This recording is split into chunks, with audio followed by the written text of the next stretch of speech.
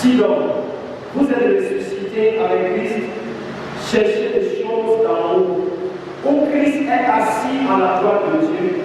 Affectionnez-vous aux choses d'en haut et non à celles qui sont sur la terre.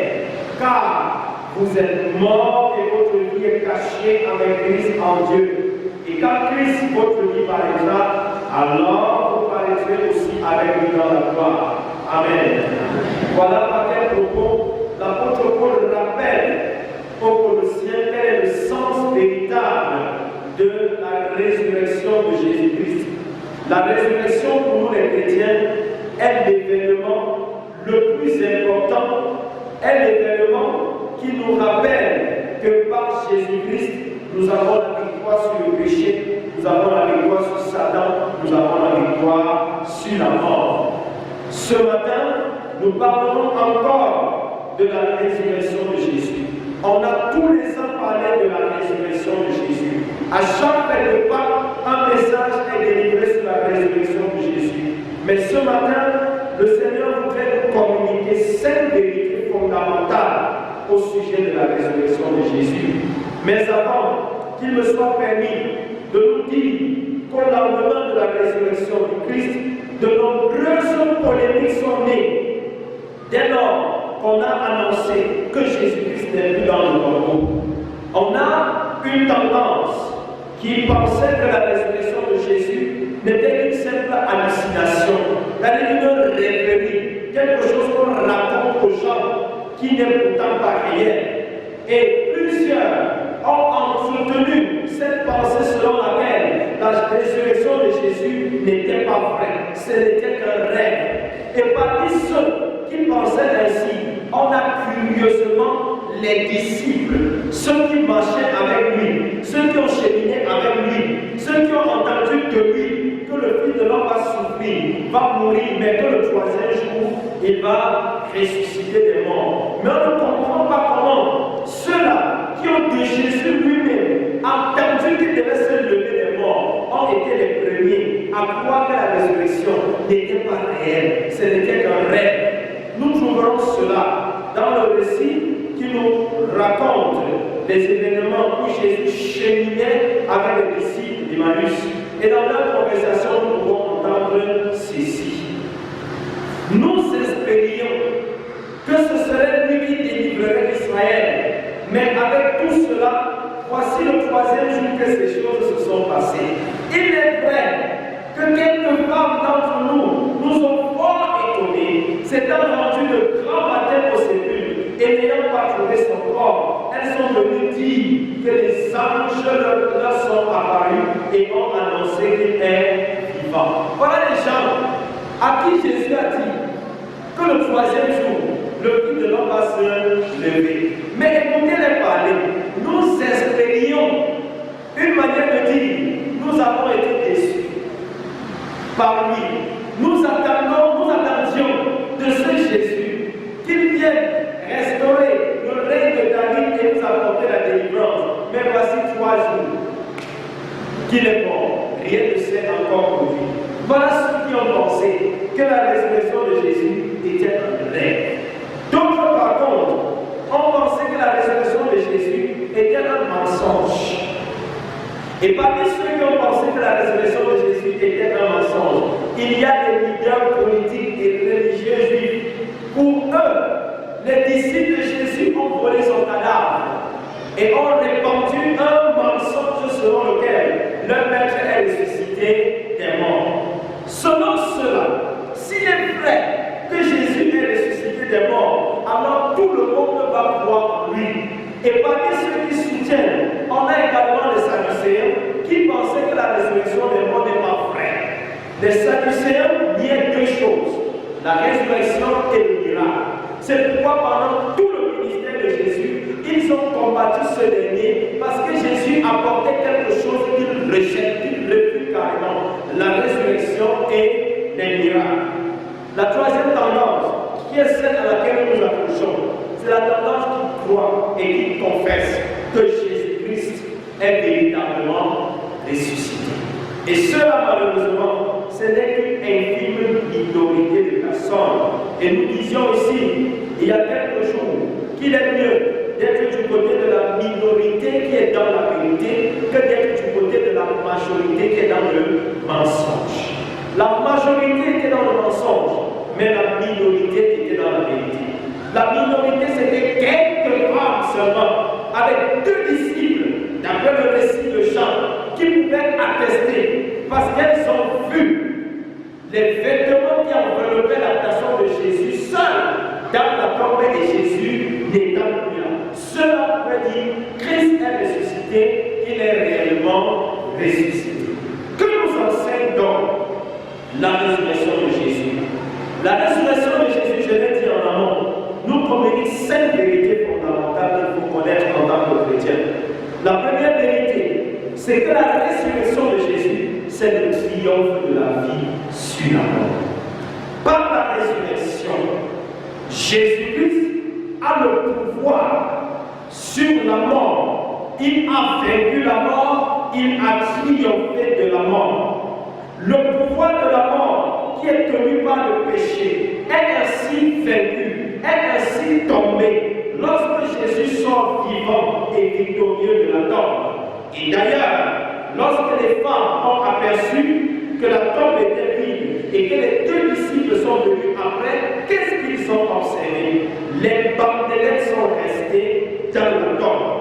Et celui qui était son propriétaire n'était plus dans la tombe.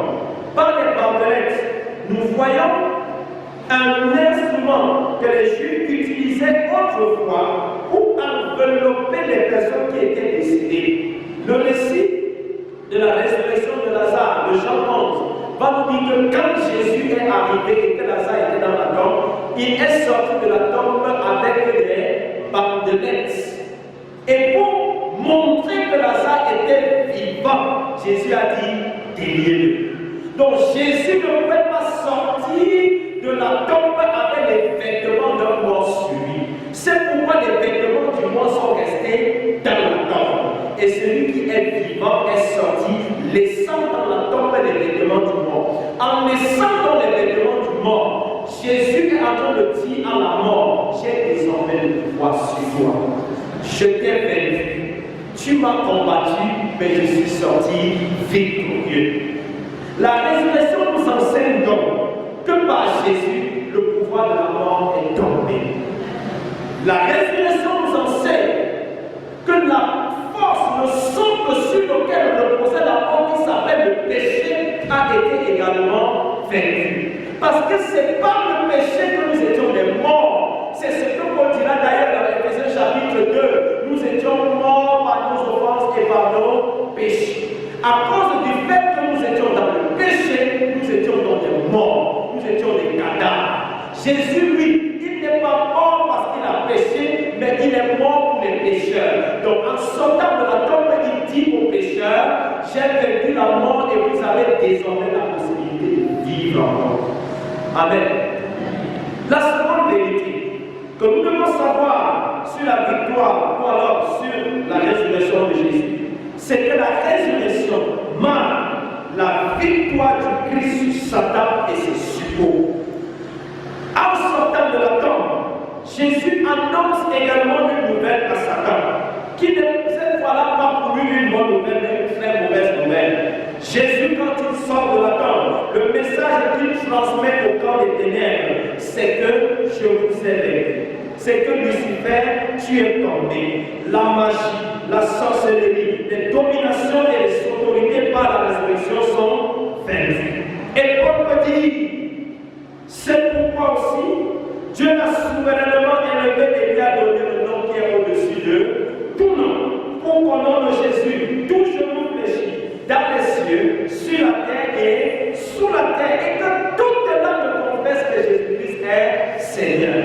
Quand il parle des langues qui confessent la Seigneurie de Jésus, il ne met pas à l'écart les langues même des puissances du mal. Et j'ai envie de dire que même les agents de Satan qui combattent la vérité savent que Jésus-Christ est la vérité. Même les puissances des ténèbres qui n'aiment pas la vérité savent que Jésus-Christ les a déjà dominés, que Jésus-Christ les a déjà vaincus. Et ce qu'ils sont en train de faire en attendant le retour du Seigneur, c'est juste la boue qui bat de l'air avant de mourir définitivement. Vous savez qu'on dit souvent que la poule ne peut pas mourir sans battre les ailes. Donc tout ce que les agents de l'Église sont en train de faire en ce temps de l'Église jusqu'à ce que Jésus revienne, c'est juste battre de l'aile. Le moment viendra où ils seront définitivement anéantis. Mais ce que tu dois comprendre, c'est que Jésus nous a déjà donné le pouvoir sur Satan et c'est devant par la résurrection. La résurrection vient te délivrer donc de la peur de Satan, de la peur de la magie, de la peur de l'occultisme, de la peur de la sorcellerie et de tous ces corollaires. Il est impensable qu'une personne qui est ressuscitée avec Jésus-Christ continue à vivre avec la phobie de Satan, au point de dire souvent que nous aimons entendre Satan est fort, Satan est puissant. Même si Satan était fort et puissant, c'était lorsque la pierre était encore sur la tombe. Dès lors que la pierre a été roulée, Lucifer est définitivement vaincu. La troisième vérité que nous devons savoir sur la résurrection, c'est que la résurrection, c'est la libération totale et définitive de l'esclavage du péché. Par la résurrection, le monde entier est totalement et définitivement libéré de l'esclavage du péché. Avant de comprendre cette réalité, je vais nous situer un peu dans la réalité de ce que c'est que la Pâque juive. Les Juifs célébraient la Pâque parce que la Pâque pour eux était une sorte de fête d'indépendance qui leur rappelait le jour où Dieu est descendu, les délivrer de 4 siècles et demi environ de l'esclavage en Égypte. Et le jour où la première Pâque a été immolée, Dieu leur a dit, vous allez immoler la Pâque en sacrifiant des animaux. Vous utiliserez le sang que vous aspergerez sur les linteaux de vos portes. Et pendant la nuit, vous n'allez pas cuire la viande, mais vous allez passer la viande au feu. Vous mangerez également les herbes amères qu'on appelle les asiles. Les herbes amères rappelaient aux enfants d'Israël l'amertume de l'esclavage. C'est pourquoi Dieu leur a demandé pendant la Pâque de manger les herbes amères. À côté de ça, quand ils sortent de l'Égypte et qu'ils traversent cette nuit la mer à pied sec, c'est un triomphe, c'est une victoire qui leur rappelle que quel que soit le nombre des années de la souffrance, de la galère, de la misère, il y a un jour où Dieu descend pour donner la délivrance. Et la victoire de Jésus sur la mort vient donc nous dire que comme les Juifs autrefois, nous étions esclaves d'un pharaon qui s'appelait Lucifer et qui nous malmenait comme il voulait. Mais il est arrivé que Jésus lui-même descend pour nous rencontrer dans cette misère, qu'il souffre et qu'il arrache dans le pouvoir que l'ennemi avait sur nous et qu'il passe ce pouvoir de l'autre côté.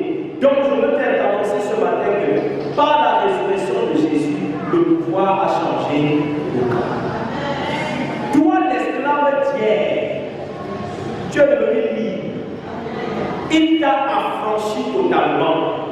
Et la Bible nous dit qu'il n'y a donc maintenant aucune condamnation pour ceux qui sont en Jésus-Christ. La résurrection te rappelle que Jésus n'est pas sorti seul de la tombe, mais il est sorti avec toi.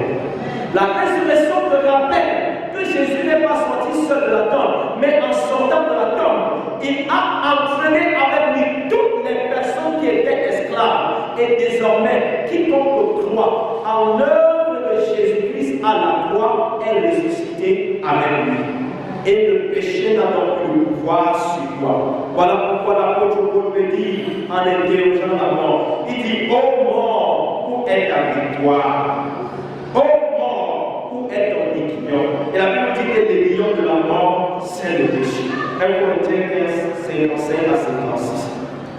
Par vos offenses, hier, vous étiez morts, mais par la résurrection de Christ, vous avez été délivrés du pouvoir de la mort et du péché. La quatrième vérité que tu dois connaître au sujet de la résurrection, c'est que la résurrection de Jésus-Christ inaugure la résurrection de tous ceux qui croient. Christ, en ressuscitant, est en train d'inaugurer l'ère de la résurrection.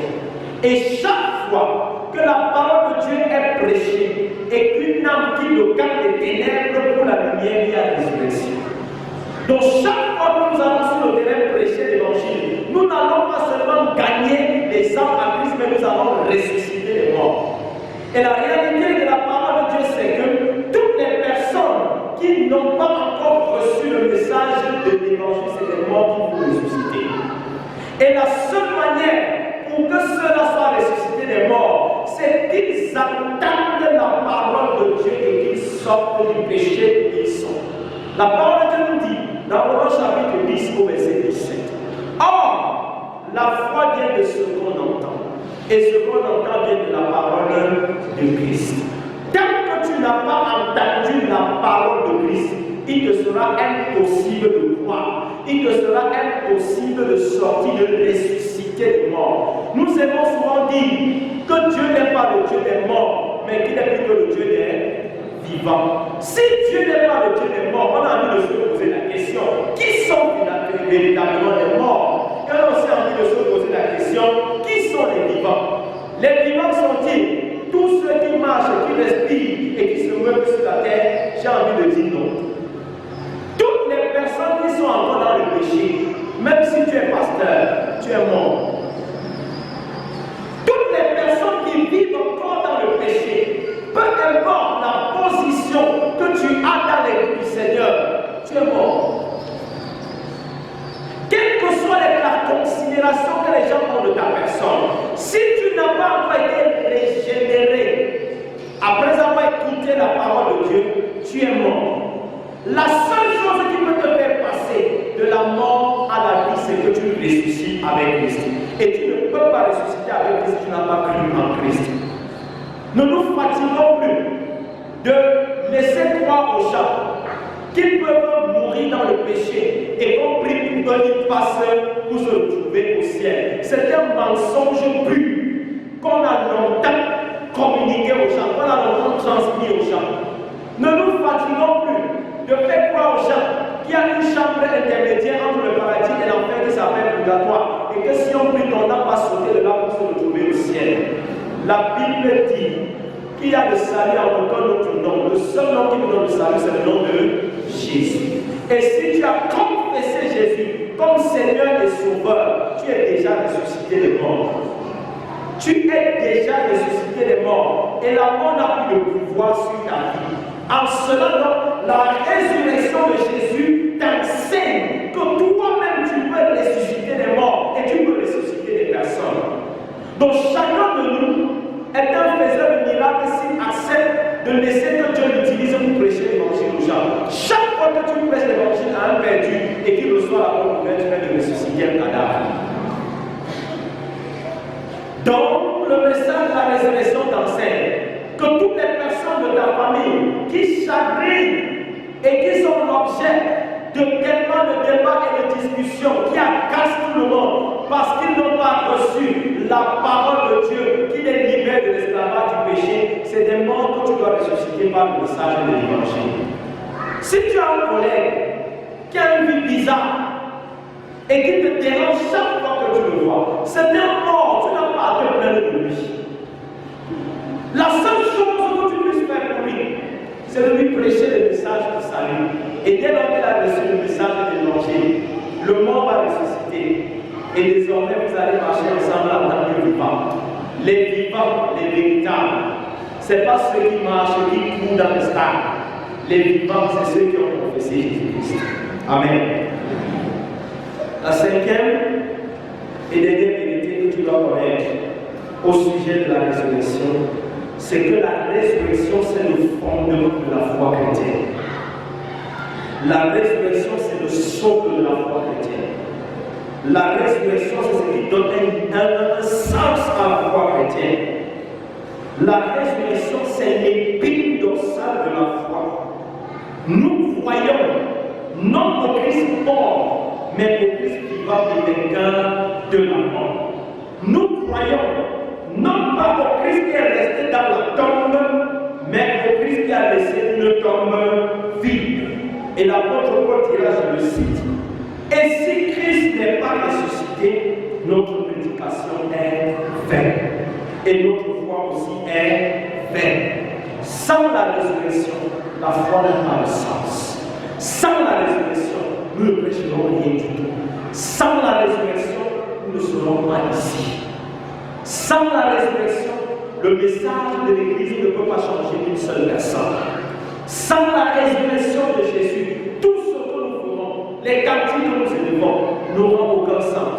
Et Paul le dit dans 1 Corinthiens 15, parce qu'il y a des Sadducéens qui se sont glissés dans la communauté et ont commencé à enseigner aux gens que la résurrection n'est qu'une fable. La résurrection ne sert à rien. Mais Paul peut dire aux chrétiens de Corinthe, si Christ n'est pas ressuscité, votre foi est vaine. Et je vous dis ce matin que si Jésus n'est pas ressuscité, ta foi est vaine.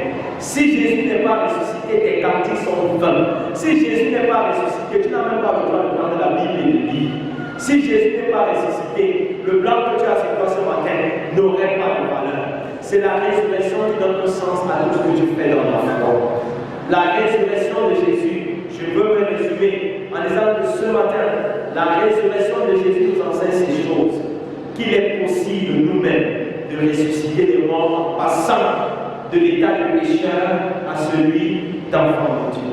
La résurrection nous rappelle que Satan et ses suppôts ont été vaincus et que désormais le pouvoir est de notre côté.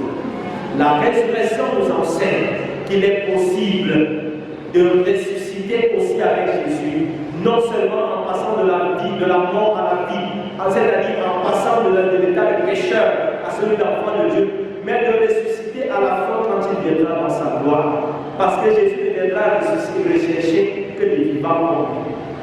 Enfin, la résurrection nous enseigne que notre foi, notre prédication a un sens parce que Jésus est sorti vivant et victorieux de la tombe.